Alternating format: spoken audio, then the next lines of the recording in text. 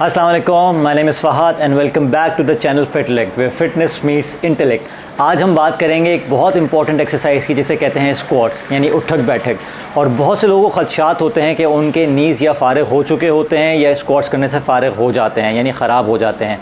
तो आज हम बात करेंगे 2 से 3 इंपॉर्टेंट चीज़ों की, तो जुड़े रहिएगा वीडियो के आखिर तक। डेफिनेटली आपको बहुत खुशी होगी ये सब देख के। तो मैंने क्यों कहा कि आपको खुशी होगी ये देख के, क्योंकि बहुत दफ़ा लोगों को चैलेंजेस का सामना करना पड़ता है स्क्वाट्स को लेके। और ये टेक्निक मैं अपने ऊपर, जो जितनी भी टेक्निक्स आपको बताऊंगा, अपने ऊपर अप्लाई कर चुका हूँ, अपने क्लाइंट्स के ऊपर अप्लाई कर चुका हूँ। अल्हम्दुलिल्लाह बहुत से लोगों ने स्क्वाट्स की हैं और इस काबिल हो गए हैं कि अपने क्वाड्स को डेवलप कर सकें, अपने लेग्स का फ़ैट ख़त्म कर सकें विदाउट नी पेन। अब सबसे पहला मसला क्या होता है, जब आपके नी पेन की बात होती है तो आप जब भी स्क्वाट्स को इनिशिएट करते हैं, उठक बैठक को इनिशिएट करते हैं, शुरू करते हैं, आप सबसे ज़्यादा ज़ोर ही अपनी नीज़ पे डाल रहे होते हैं, जैसा कि आप नीज़ को कोई पनिशमेंट दे रहे हैं। हमेशा याद रखें, जब भी आप स्क्वाट्स स्टार्ट करते हैं, सबसे पहला मसला स्टार्टिंग से स्टार्ट हो जाता है कि आप करते क्या हैं। अगर आपको पूछा जाए आपको स्क्वाट करना है तो सबसे पहले तो 2 बड़े ही इंपॉर्टेंट चीज़ें मैंने देखी हैं, मोस्ट कॉमनली सीन कि वो या फिर ऐसे करते हैं जिस तरह वो पहलवान डंड मारते हैं ऐसे करके, ठीक है, नीचे जाके जर्क दे रहे हैं। तो ऑटोमेटिकली जब आप जर्क देंगे तो जर्क से तो आपके नीज़ फारे होने ही होने हैं। दूसरी चीज़ लोग बहुत डर डर के करते हैं, जो आम लोग होते हैं बहुत डर के करते हैं, वो ऐसे स्टार्ट करते हैं और या फिर ऐसे स्टार्ट करते हैं।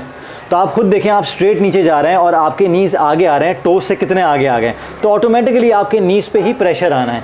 क्वाड से प्रेशर आना चाहिए आपके स्क्वाट से आपके क्वाड्स पे, थाइस पे और आपके ग्लूट्स पे। इन दोनों पे नहीं आता लेकिन नीज़ फारे हो जाते हैं। करना क्या होता है, सबसे पहले इनिशिएशन जो होती है स्क्वाट्स की वो बड़ी इंपॉर्टेंट है कि आपको अपने हिप्स और अपने पैरों का ख्याल रखना है। पैरों की पोजीशन क्या होनी चाहिए, सबसे पहले तो आपके पैर, मैं नंगे पैर इसलिए दिखा रहा हूँ आपको क्योंकि मैं घर पे कर रहा हूँ, और दूसरी चीज़ ये ज़्यादातर बेयर फीट ही अच्छी रहती है। बहुत दफ़ा लोग क्या करते हैं, जूतों का सही सिलेक्शन नहीं करते, रनिंग शूज़ में स्क्वाट्स कर रहे होते हैं जिससे उनको कुशनिंग मिल जाती है। तो स्क्वाट्स के लिए ज़रूरी है कि बहुत डेफिनेट एक सरफेस चाहिए आपको पैरों के नीचे, जिसकी वजह से आपके पैर ट्राइपॉड फीट बन जाएँ। ट्राइपॉड फीट क्या कहलाता है, आपके पैर का अंगूठा, पिंकी फिंगर और आपके हील्स, ये जो 3 चीज़ें हैं यानी आपके टोज़, आपके पिंकी फिंगर, लास्ट फिंगर और आपकी हील्स, ये ट्राइपॉड फीट है, ट्राइपॉड बनना चाहिए और बिल्कुल इस तरह प्लेस्ड होने चाहिए।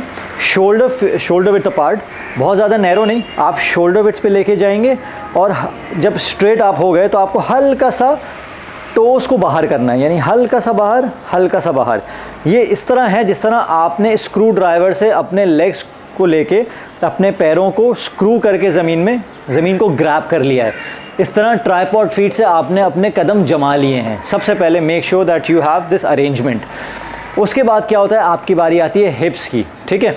अब हिप्स की बारी कैसे आती है, क्योंकि जब भी आप स्क्वाट करते हैं तो आप ऐसे इनिशिएट करते हैं जबकि आपको ऐसे इनिशिएट करना चाहिए। तो ये जो मूवमेंट है आपके हिप्स को पीछे ले जाने की, that's very important. This is called hip hinge. जैसे ये फॉर एग्जांपल आप खुद भी एक क्लू ले सकते हैं कि ये करके आप पीछे लेके गए, ठीक है, यहाँ तक आप आ गए। अब आपको नीचे जाना है, ठीक है। देखें, अब जब मैं नीचे जा रहा हूँ तो मेरे जो नीज़ हैं वो टो लेवल से ज़्यादा आगे नहीं जा रहे, वो अलाइनमेंट में है। ऐसा कैसे है, ऐसा इसलिए है कि मेरे नीज़ आगे नहीं जा रहे। वो इसलिए कि अगर मैं आपको सामने से दिखाऊं तो मैं अपने नीज़ को आउटवर्ड ड्राइव कर रहा हूँ, ये मेरे नीज़ आउट जाएंगे। जैसे कि आपने कदम जमा लिए, अब आप हिप्स पीछे लेके जा रहे हैं, कदम आपके जमे में। तीसरी चीज़ का आपको ख्याल रखना है कि आपको आराम से नीज़ खोलने हैं बाहर की तरफ। बहुत दफ़ा आपने देखा होगा लोग ऐसे ऐसे करते हैं और ऐसे करके ऊपर आते हैं, नीज़ केव इन करते हैं, सबसे बड़ी मिस्टेक है।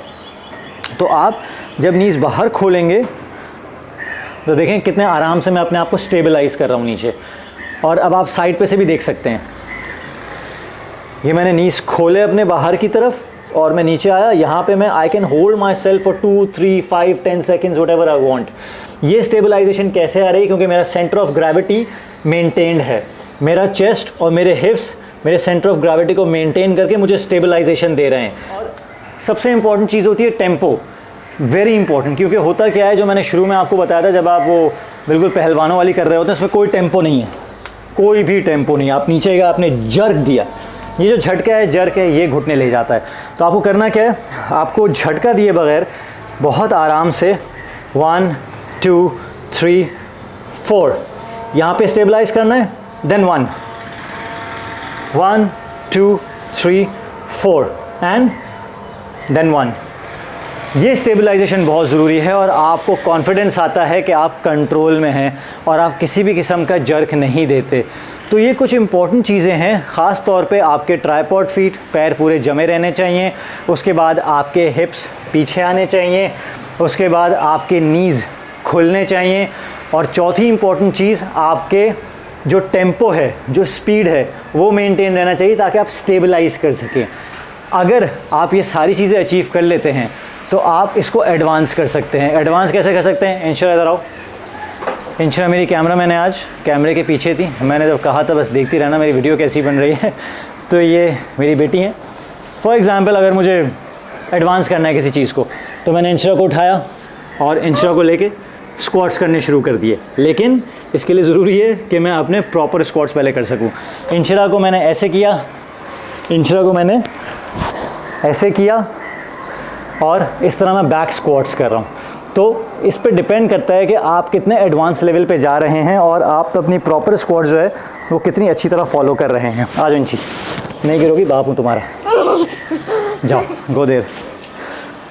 अच्छा, इसमें एक बहुत इम्पॉर्टेंट बात यह है, एक ऐसा क्यू जो मैं आपको बताना चाहूँगा, जिससे अगर आपकी रेंज ऑफ मोशन पूरी नहीं हो पा रही या आपको नीज़ में अभी भी दर्द हो रहा है, तो रेंज ऑफ मोशन थोड़ी कम करने के लिए, नीज़ पे प्रेशर और कम करने के लिए कि आपको बहुत ज़्यादा नीचे ना जाना पड़े, आप नी लेवल तक भी हिप्स को ना लेकर आएँ, लेकिन फिर भी आपके पास एक अच्छा एडवांटेज आ जाए, अच्छा स्क्वाट आपका एग्जीक्यूट हो जाए। तो उसके लिए एक टिप मैं ये बताता हूँ आपको। क्या अरेंजमेंट है, ये हमारे घर पर एक छोटा सा टेबल का हेड है।